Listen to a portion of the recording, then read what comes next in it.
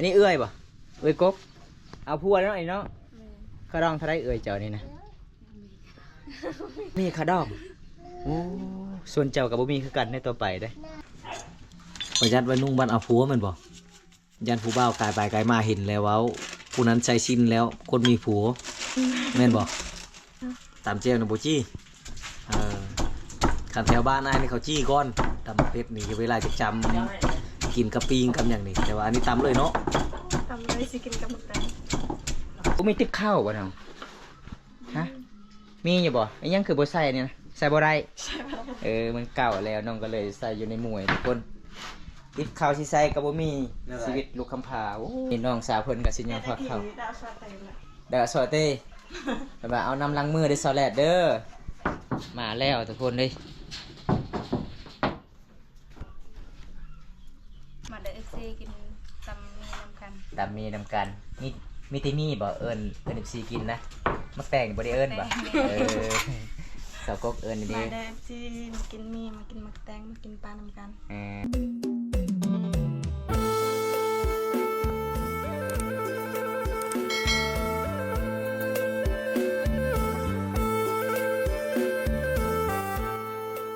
สบายดี FC นี่สบายดี FC ปลางามด้วยทุกคนแต่งตัวมื้อนี้ได้แล้วบ่ดำหน้านะยังบ่ทันได้แล้วเลยยังบ่ได้ทันยังบ่ทันยัง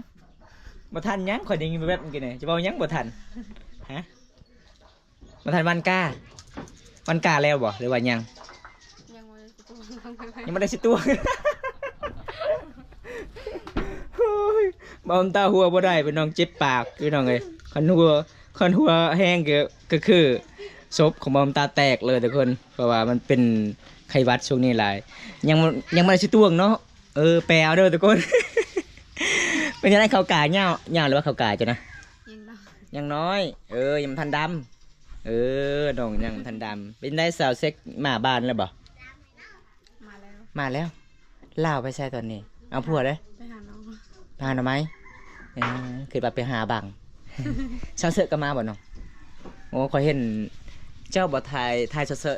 ตำชมบ่คอยเห็นนะกับสาวกกแสดงว่าน้องๆ2คนไปเห็นงานกับมาหมดเลยเนาะทางสาวแรดบ่แม่นสาวแรดสาวแซกกับมาสาวเสือกับมาทุกคนเลยได้เงินหลายเท่าใดจะไปเห็นงานอยู่สวนกล้วยล้านนึงอยู่ได้จักเดือนน้องประมาณ1 เดือนแสดงว่าเจ้ากับปะให้เจ้าเลี้ยงพอดีแหละแบ่เนาะไปเห็นงานกับบ่ได้เงินเด้ได้เพียงแต่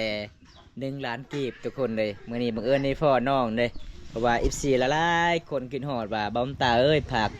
ความคิดฮอดสาวกกนี่เด้อแล้วก็อีกมื้อใดก็คือให้บอมตาไปสะพานบุญให้ก็คือบอมตาก็ไปสะพานบุญให้ได้ทุกคนแต่บอมตายังรอท่าเด้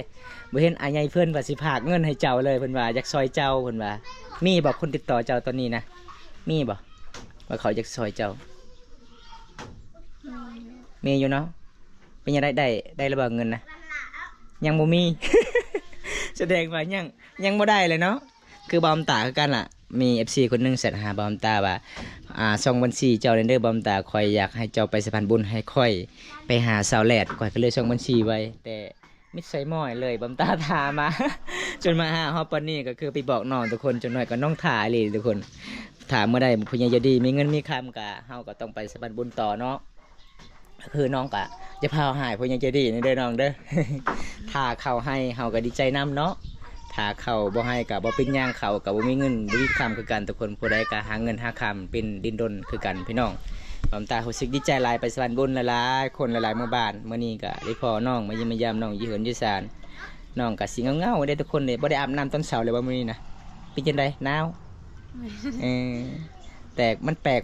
ข่อยมามื้อนี้เจ้าว่ายังบ่ได้หาตัวนี้ฮะ ตัวนี้แหละมันแปลกทุกคนภาษามังกรเลยโดนแล้วบ่ได้เข้าคลิปเนาะมันก็สิอ้ายๆได้ทุกคน อีหยังหมู่เจ้าเสากกคือเราสิเศร้าๆดีๆนะเป็นหยังโมโหบ่แม่นละองค์หักบ่ค่อยถามเราเป็นหยังเจ้าคือสิเงาแล้วว่าอ้ายค่อยลงปะแล้วแม่นบ่อ้ายลาลงปะเลยแสดงว่าอยู่เฮือนอยู่ศาลมีแต่ลาวแล้วเนาะเฮ็ดเวียกสวยอีแม่ ชวนเจ้ากับไปนอนน้ำกันใครเจ้ามีหมู่ไปนอนน้ำกันอย่างได้แล้วว่าครับบ่มีเสาแลดแล้วเลยข่อยตายเลยแล้วเว้านะ คันเสาแลดเอาผัวแล้วข่อยคิดฮอดแห้งเลยแล้วว่านะ ตอนนี้สาวกกต้องการลูกเขยให้อีแม่เด้ส่วนเจ้าได้ต้องการคือกันบ่ ต้องการคือกัน ต้องการคือกันแล้วเนาะหลายๆคนก็เอาสั่งขอบสังครัวเด้สาวดองก็ได้ลูกแล้วตอนนี้นะ มีสมาชิกใหม่แล้วทุกคนเด้ตอนนี้เจ้าสิไปใส่เนาะตอนนี้นะ บ่ได้ไปใส่ อยู่เฮือนตำสินกันแล้วบ่ยัง อันได้เฮียน ฮักเฮียนฮู้เป็นจังไดตำเป็นเลยบ่หรือว่ายัง ยังบ่เป็น ยังบ่เป็นเลยเนาะไอแม่ยิกหัวตลอดเลย อันนี้เป็นวิถีชีวิตของสาวลาวเด้อทุกคนเวลาเฮาเป็นสาวโสดต้องเฮียนตำสินตำหูพี่น้องคำบ่ได้เฮียนเวลาเอาผัวก็มันบ่ได้เนาะเฮาสมมาไม่หย่าอีกเด้แล้วก็สมมาพ่อเฒ่าแม่เฒ่าอีกพี่น้องมันเป็นตามประเพณีบ้านเฮาของชนเผ่าเมืองกองทุกคน มีหลายๆคนถามว่าคันผู้หญิงเขตชนบทนุ่งสิ้นนี่มีแฟนแล้วได้สาวกกแม่นสาวกกสาวแลด บ่มี บ่มีบ่อ้าวจะเว้ามื้อนั้นว่าคันทาบ่ได้นุ่งผ้าทุ่งนี่มีแฟนแล้วเด้ออ้ายแต่ข่อยมาวันนี้ข่อยเห็นเจ้านุ่งผ้าทุ่งจะมีแฟนแล้วบ่ เดิมซื่อ นุ่งซื่อๆบ่ส่งเสื้อเปียกหมดเมื่อคืนนี้ฝนตก แป้งแล้วบ่อันนี้บ่โอ้แป้งเกินไหม้เลยเด้อทุกคนได้มาฮอบนี่เด้อพี่น้องมันเปล่านี่เด้อทุกคนเห็นบ่เครื่องของน้องก็ดีใจน้ำน้องหลายๆน้องก็จะมีเฮือนครัวแล้วทุกคนเลยเพราะว่ามีผู้ใหญ่ใจดีจากประเทศใดอเมริกาบ่บ่ฮู้บ่น้องหลังจากที่เจ้าซอยก็บ่ได้ติดต่อหาน้องบ่หรือว่าจังใด ๆบ่ได้ตาม เขาซอยเนาะเพราะว่าเขาเบิ่งคลิปน้องก็คือแบบอยู่บ่ได้เนาะยาคามันสิมุนแล้วทุกคนผู้ใดมานะ เอื้อย เอื้อยผู้เอาผัวเมื่อวานนี้นะ ยังบ่ทันเอาผัวทุกคนสาวเซ็กหากามาไปเฮ็ดงานเด้อแต่สาวกกว่าได้เงินล้านหนึงก็บ่แบ่งค่อยเลยเราบ่ให้เจ้าบ่ล้านหนึงบ่เราให้จักแสนบ่ให้เลยเอ้าบัดเจ้าได้เงินมีผู้ใหญ่ใจดีเจ้าคือให้ลาวแน่ ให้เราเป็นเอื้อย เราเป็นเอื้อยเนาะข้าบ่ให้ก็คือเอื้อยตีเด้เฮาเนาะเอาเป็นผู้น้องเด้ ไปลงลินตารางเฮือนเจ้าก่อนเพราะว่าอันนี้เป็นเฮือนน้องแต่คนประตูของน้องนี่เวลาเฮาไปเยี่ยมไปยามน้องเคาะก่อนเด้อ เสียงดังเถิงๆเลย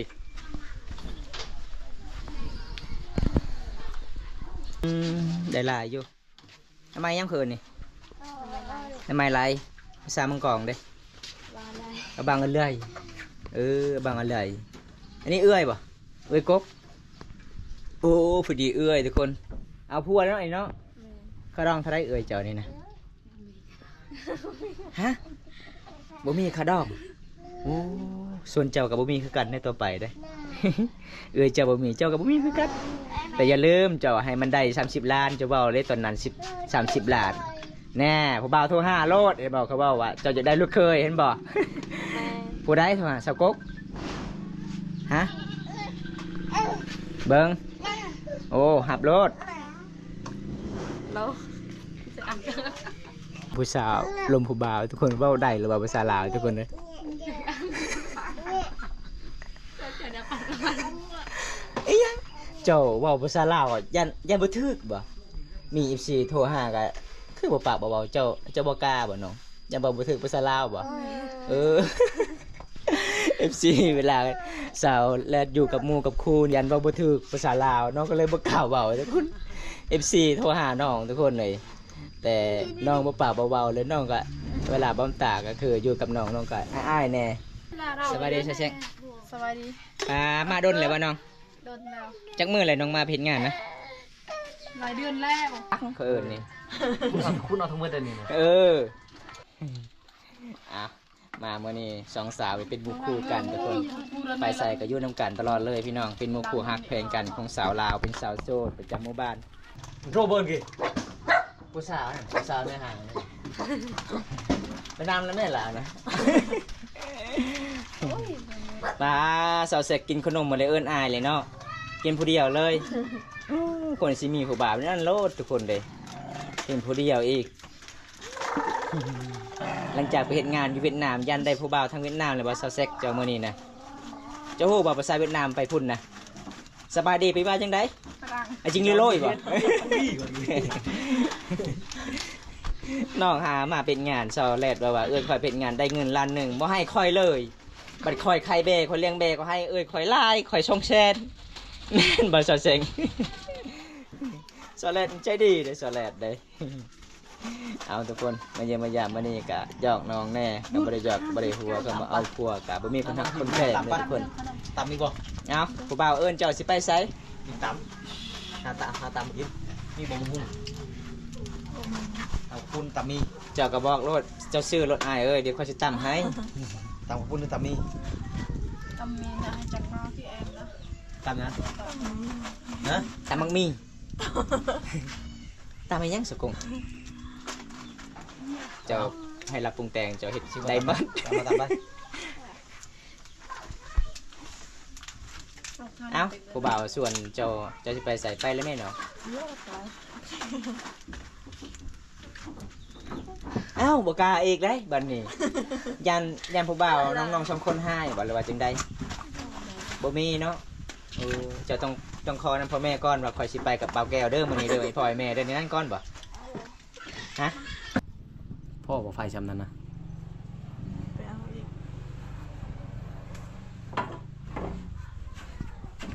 มีบ่แนวกลับพักมันยังมีบ่มักกะทินมีบ่ล่ะ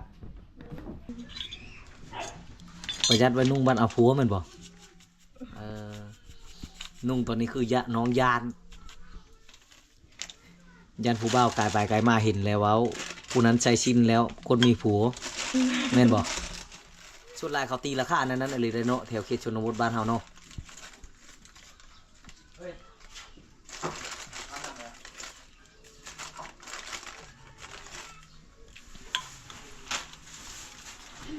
ตามเจลโบจี้แม่นบ่ตามเจลน่ะโบจี้คันแถวบ้านนายนี่เขาจี้ก่อนตำเป็ดนี่เวลาจะจำกินกับปิงกับอย่างนี้แต่ว่าอันนี้ตำเลยเนาะ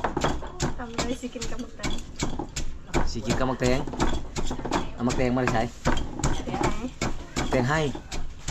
มักแตงอยู่ให้จะเป็นเลย เป็นหนัง ลายบ่ บริการพอกินอยู่ พอกินอยู่คันลายให้ยังไปเอามาขายปลูกบ่ปลูกทางก็บ่ได้ทางน้ำเชียร์ย่างก็บ่ได้เชียร์ช่วยจะไปเอามาแต่งจะมาขายอีกเนาะ มีมาร้ายจะมีร้ายสัมผัส คันมันหลายจะเอาไปขายอยู่เมืองนอกก็ได้ขายได้ใช้รถจักรไปขายแต่ให้เขามักซื้อได้ ไม่เคยไปขาย บ่เคยไปขายอายบ่ ฮะ คันไปขายเจ้าอายบ่บ่อายเนาะเดี๋ยวเรื่องแรกเขาจะบ่อายเนาะบางคนเขาเป็นผู้ชายนี่อายได้หาเงินบ่ต้องอายไผได้ได้กำไรหลายบ่ ลายลายพูละแสนหา ได้ผู้ละ150,000ขายในบ้านนี่มาเฉลี่ในซื้ออยู่ใช่จ้ะ เมืองน้อง ไปซื้ออยู่เมืองพุ่นสร้างเอาเป็นเป่านะแม่นบอกมาแล้วก็ต้มเลาะขายตามบ้าน ไม่ได้หลอกขาย ขายทอดอยู่เฮือนนี่เขามาซื้อ เอาเห็ดดอง ขายเวลางานดองบ่มีงานดองเนี่ยบ่ได้ขายบ่ย่ำนี่คือบ่ได้ขายแล้วมักเฉลี่นี่มันหลายอยู่ให้เขาก็มีเนาะตกแรงหน้าแรงนี่คือเขาบ่ได้ปลูกนะให้ในชวนเขานี่คือช่างมักเฉลี่มาต้มขายได้แห่งดีมีงานคือน้องว้าวนะดูเฮ็ดก็พอได้แต่บางคนเขาอายได้เฮ็ดแบบนั้นได้หาเงินแบบนั้นอายเขา ไม่ได้อาย โอ้ชมชื่อแหละ เคยแล้ว อายองเจ้าแหละดีแหละนะเจ้าผู้จ้างหาเงิน ตอนยังไม่เคยกับอายอยู่ แต่วิทย์อายเนาะ ได้เงินมา ได้เงินหรือพื้นแล้วบัดนี้ภูมิใจแม่นบอก แมน เงินนำหายแถมชาวกุ๊กในพบ่มีพ่อเลยทุกคนไทยเป็นลูกกำพร้า ได้ดอก แม่ มัน เลยแต่ หน้า แม่ ไห้กินแล้ว ครับเอ้ยเรากะอายนี่คือเอาโชคเมนูเด้อคนเด้อจานหนึ่งชีมือชาวกุ๊กจานหนึ่งชีมือชาวแรดกินมักตัวใดก็เลือกกินต้มหน่อไม้นำ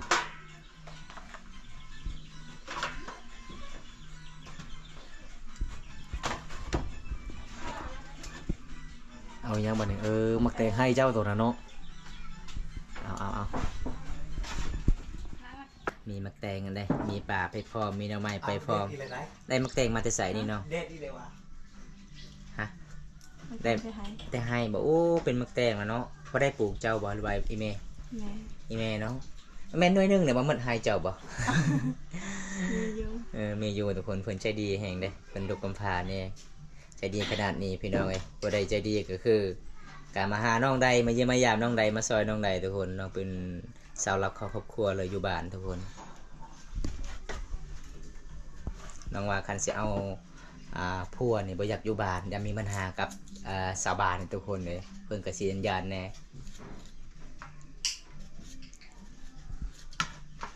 บางให้เฮาปลูกเองมันแซ่บเนาะบางให้เฮาซื้ออยู่ในตลาดมันก็ต่างรสชาติทุกคนอันนี้เป็นวิตามินแบบธรรมชาติเลย ฮะเดียวก่อน ก็ได้เอิ้นเจ้านะซอแลดบ่ซอแลดเอิ้นเจ้านะ ดงไปไหนในดอยมันไร มียังข้าวเบิดบ่มีข้าวกินบ่น้องเพื่อนนะมัดเลยบ่ ยังอยู่ แต่บ่ลายเลยเนาะขันแข่งมาลายก็คือบ่มีข้าวสิย่อเลย อันนี้เป็นวิธีชีวิตลูกกำพร้าเด้อทุกคนโอ้เศร้าแล้วไปเอาข้าวอีกแบ่งให้น้องจะดีเด้อจะได้น้องว่าโอ้ยเอื้อยคอยเห็นว่าใหญ่ผู้เดียวอยู่เฮือนก็บ่แบ่งข่อยเลยและแบ่งเลยเนาะน้องเจ้าผู้น้อยๆคือบ่ได้อยู่เฮือนนะผู้ใหญ่ๆนะผู้ตุ้ยๆนะ เต็มหัว เลี้ยงงัวบ่มีติ๊บข้าวบ่น้องฮะมีอยู่บ่ไอ้ยังคือบ่ใส่นี่นะใส่บ่ได้มันเก่าแล้วน้องก็เลยใส่อยู่ในหมวยทุกคนติ๊บข้าวสิใส่ก็บ่มีชีวิตลูกกำพร้าโอ้ยพี่น้องเอ้ย เขาออกมาแต่มุ้ย เด้อพี่มาซาดเขาบ่ได้ใช้ปุ๋ยได้ ก็สิเล่นข้าวเอาน้ำล้างมือ เป็นไรล่ะ อันนี้น้ำล้างมือก็เต็มคุเลยได้เพิ่นว่าล้างให้เต็มที่เลยบ่แม่นน้ำหยัง สิมาเข้า สิมาเขาโอ้เห็นว่าน้ำล้างมือเนี่ยข่อยย่านเลย กันน้ำล้างมือเนี่ยข่อยย่านเลยสาวก็คือเต็มคุแท้ใส่เข่าเจ้านะเอ้าเดือดซัมมี่บ่ ยัง บ้าหาคนกินเนาะอันนี้เนาะโอ้ทุกคนเลยเบิ่งเฮือนน้องเห็นบ่มีแต่เฮือนพี่น้องเครื่องของกับบ่มีเลยบางคนว่าคิด ได้เบิ้ลเอา อายลงมาเนาะอันนี้ยังเหลือแต่เห็นติดตู้ใส่เครื่องเสื้อผ้าทอบอกทีวีกับบ่มีทุกคนเอาไปหมดทีวีนะตู้เย็นกับเอาไปหมดเอา มีแต่เครื่องอ้ายเอาไปเบิ้ล จักอันยังเอาไปหมดเนาะโอ้พี่น้องเลยเป็นวิถีชีวิตน้องสงสารเลยตอนนี้น้องสาวเพิ่นกับสิญญาพักเขา ดาวชาเต็มละ เด้อสวัสดีแบบเอาน้ำล้างมือได้ซอแลดเด้อมาแล้วทุกคนเลย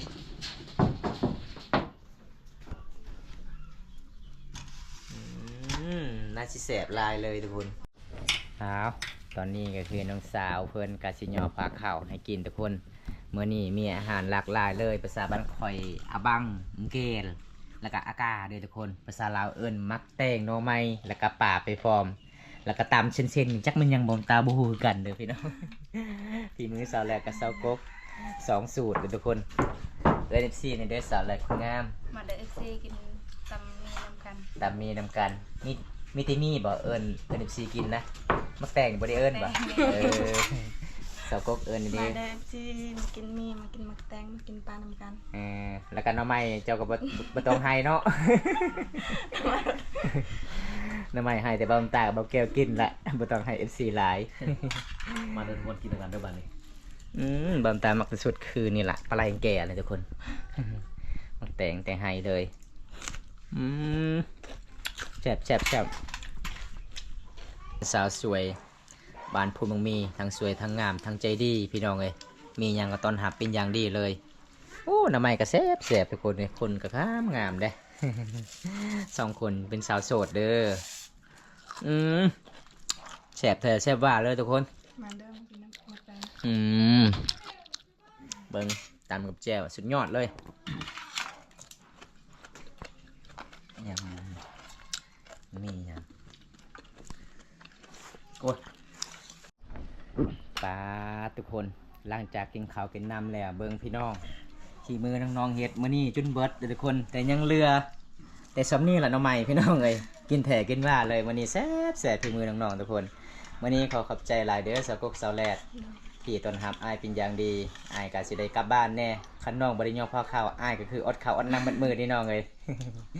เอาโอกาสหน้ามีเวลาว่างอ้ายก็มาเยี่ยมมายามกันใหม่นี่น้องเด้อยังไดก็สู้ๆเด้อสาวกกสาวแลดอยู่นำกันไปโดนๆเป็นหมู่คู่กันฮักเพลงกันทุกคนบ๊ายบายสิเด้อน้อง บ๊ายบาย บ๊ายบาย